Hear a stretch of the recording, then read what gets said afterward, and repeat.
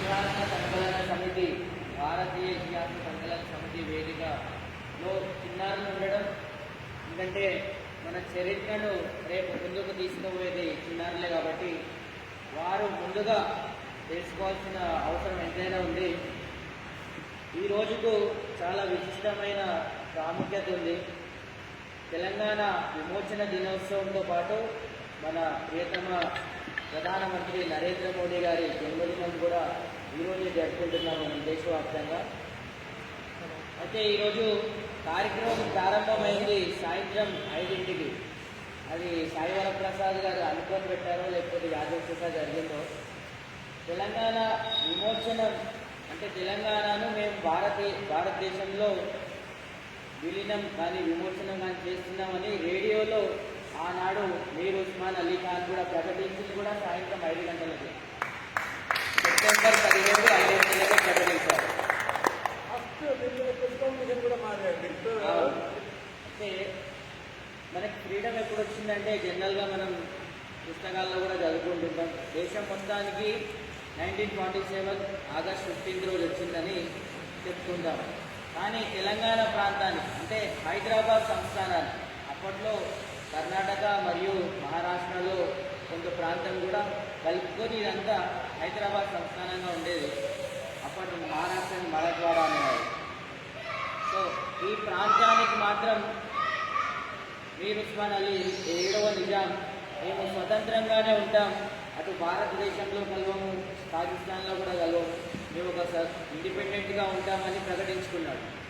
So దేశం మధ్యలో, దేశం నడిబొడ్డులో ఉండే ఈ ప్రాంతం మన దేశంలో విలీనం కాకపోతే అది దేశ ఐక్యతకు మరియు భద్రతకు చాలా ప్రమాదమని ఆనాటి హోమ్ మినిస్టర్ సర్దార్ వల్లభాయ్ పటేల్ దీన్ని గమనించి 13 సెప్టెంబర్ రోజున ఆపరేషన్ పోలో అనే ఒక ఆపరేషన్ని మనం హైదరాబాద్ మీద ప్రయోగించడం జరిగింది.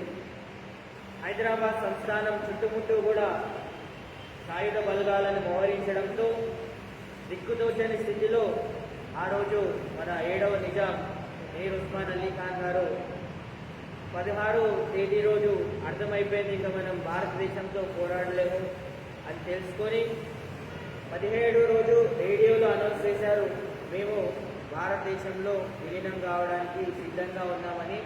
మెడలు వచ్చి ఆ రోజు నమస్కరించి సర్దార్ వల్లభాయ్ పటేల్కి అప్పగించడం జరిగింది. ఇది పోరాడి తెచ్చుకున్న హైదరాబాద్ని పోరాడి భారతదేశంలో మనం కలుపుకున్నాం. అంతకంటే ముందు కూడా దొడ్డి కుమరయ్య కానీ మరియు చాకలి ఐలమ్మ, చిట్యాల ఐలమ్మ అనే మహిళ వీరనారి మొట్టమొదటి సాయుధ పోరాటంలో ఒక నారీమణిగా వీరనారిగా పేరు పొందారు. వారు కూడా ఎంతో సాయుధ పోరాటాలు మరియు పేద బీద అనే తేడా లేకుండా అందరూ కూడా నిజాం యొక్క నిరంకుశ పాలనకు వ్యతిరేకంగా పోరాడి మనకి స్వాతంత్రాన్ని తీసుకొచ్చారు. అలాగే కొమరం భీం, ఆదివాసుల ఆరాధ్య దైవంగా ఉండే కొమరం భీం కూడా జల్ జమీన్ జంగల్ అనే నిదానంతో పోరాడి ఎక్కడైతే ఈ పంట పొలాలు పండిస్తారో దానికి ఈ నిజాం యొక్క వారసులు మరియు వారి యొక్క సంస్థానంలో పనిచేసేవారు వారికి పన్ను కట్టాలని బాగా ఇబ్బంది పెట్టేవారు. అయితే ఈ జలం మాది, ఈ భూమి మాది, ఈ జంగల్ మాది అని పోరాడి ఆదివాసీ యోధుడు కొమరం భీం కూడా ఈ తెలంగాణ పోరాటంలో ఎంతో ముఖ్యమైన పాత్ర ఉంది. అలా చెప్పుకుంటూ పోతే చాలామంది చిన్న పేద అనే కాకుండా నిజాం యొక్క అకృష్యాలు ఈ ప్రాంతం ముఖ్యంగా మన హైదరాబాద్ సంస్థానంలో చాలా ఉండేది. మన స్త్రీలకు స్వేచ్ఛ ఉండేది కాదు, మన పండుగలు కూడా స్వేచ్ఛగా జరుపుకునే స్థితిలో మనం ఉండేవాళ్ళం కాదు. ఈరోజు ఇక్కడ కూర్చొని ఇంత ప్రశాంతంగా జరుపుకుంటున్నామనే స్వేచ్ఛ ఆ రోజులో ఉండే మనుషులకు ఉండేది కాదు. సో ఇవన్నిటినీ దృష్టిలో పెట్టుకొని మన సర్దార్ వల్లభాయ్ పటేల్ చేసిన కృషి, సంస్థానాలను భారతదేశంలో విలీనం చేయడం, ఆ రోజుని మనం ఘనంగా జరుపుకోవాలి. నిజానికి కర్ణాటక ప్రభుత్వం కానీ మహారాష్ట్ర ప్రభుత్వం కానీ అధికారికంగా ఈ రోజుని జరుపుకుంటూ ఉంటాయి విమోచన దినోత్సవాన్ని. కానీ మన తెలంగాణ ప్రాంతంలో ఇప్పటికి కూడా మనం అధికారికంగా నిర్వహించుకోలేకపోతున్నాం. ఇక ముందు కూడా మనం ఆశిస్తాం ఇప్పటికైనా ప్రభుత్వం గమనించి అంత త్యాగం, ఎందుకంటే చరిత్రలో చెప్పుకోవాల్సిన రోజు ఈరోజు.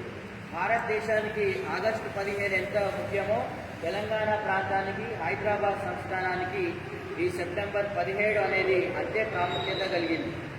అలాగే చూస్తుంటే ఇతిహాస సంకలన సమితి ఈ సంవత్సరం అంతా మనం కూడా ఆజాదీ కా అమృత్ మహోత్సవ్, స్వతంత్ర కాక అమృత్ మహోత్సవ్ అంటే మనకు స్వాతంత్రం వచ్చి 75 సంవత్సరాలు జరుపుకుంటున్నాం.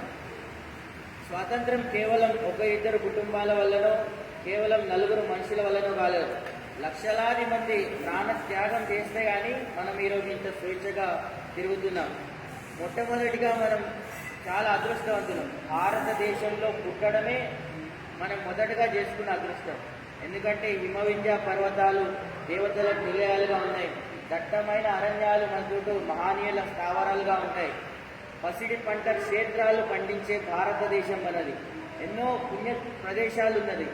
దేవుడు సైతం నడియాడిన ప్రాంతం మన భారతదేశం. సో అలాంటి భారతదేశంలో పుట్టడమే మనం చేసుకున్న అదృష్టం. చిన్నారులు ఇక్కడ ఉండి తమ పాఠ్య పుస్తకాల్లో నేర్పించిన దానిలో పాటుగా ఇలాంటి మరుగున పడిన చరిత్ర కూడా మనం తెలుసుకోవాలి, ముందు తరానికి అందించాలని ఒక మహోత్కరమైన సంకల్పాన్ని తీసుకుని ఇతిహాస సంకలన సమితి వారు ముందుకు వెళ్తున్నారు. మీరందరూ కూడా ఇక ముందుకు జరగబోయే కార్యక్రమాల్లో కూడా పాల్గొని మన చరిత్ర, నిజమైన చరిత్ర, పుస్తకాల్లో దాదాపుగా మనకు చూసే చరిత్ర, నిజంగా ఉన్న చరిత్రకు చాలా వ్యత్యాసం ఉంది.